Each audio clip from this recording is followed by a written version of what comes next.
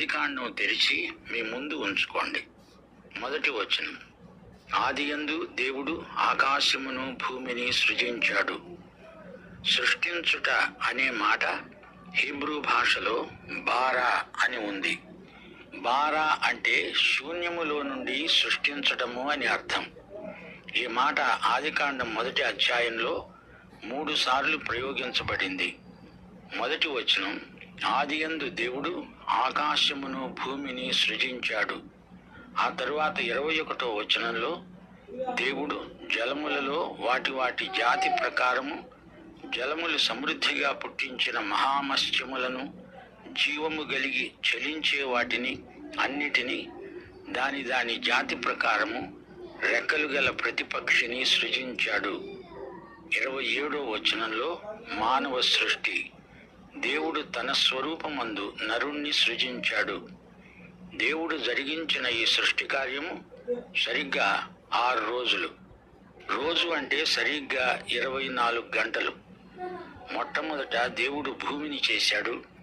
ఇది ప్రత్యేక సృష్టి. ఈ భూమి మానవుని నివాస స్థలం. మానవులము మనమంతా దేవుని సృష్టి.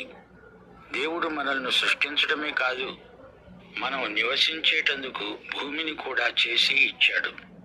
కాలము, స్థలము, పదార్థము, శక్తి, చలనము ఇవన్నీ చేసినవాడు దేవుడే. దేవుడు భూమిని మాత్రమే కాదు, ఆకాశమును కూడా చేశాడు. ఆదియందు అంటే కాలం, ఆకాశము అంటే స్థలం, భూమి అంటే పదార్థం. భూమి నిరాకారమై శూన్యమై ఉన్నది. అగాధ జలములపై అంధకారము ఆవరించి ఉన్నది. దేవుని ఆత్మ అనగా శక్తి అల్లాడుతున్నాడు అంటే చలనం. ఈ ప్రాకృతిక నియమాలన్నీ సృష్టిలో దేవుడే ప్రవేశపెట్టాడు. 2వ వచనం, చీకటి అగాధ జలములపైన కమ్మి ఉన్నది. దేవుని ఆత్మ జలములపైన అల్లాడుతున్నాడు. 1-2 వచనాల మధ్య ఏదో ఉత్పాతం సంభవించి ఉంటుంది.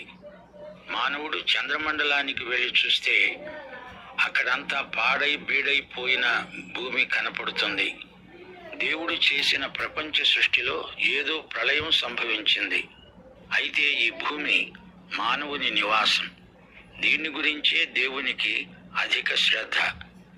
ఈ భూమిని గురించి దేవుడు పలికిన మాట, భూమి నిరాకారమై శూన్యమై ఉంది, అగాధ జలముపై చీకటి కమ్మి ఉన్నది అంటే అక్కడ దేవుడు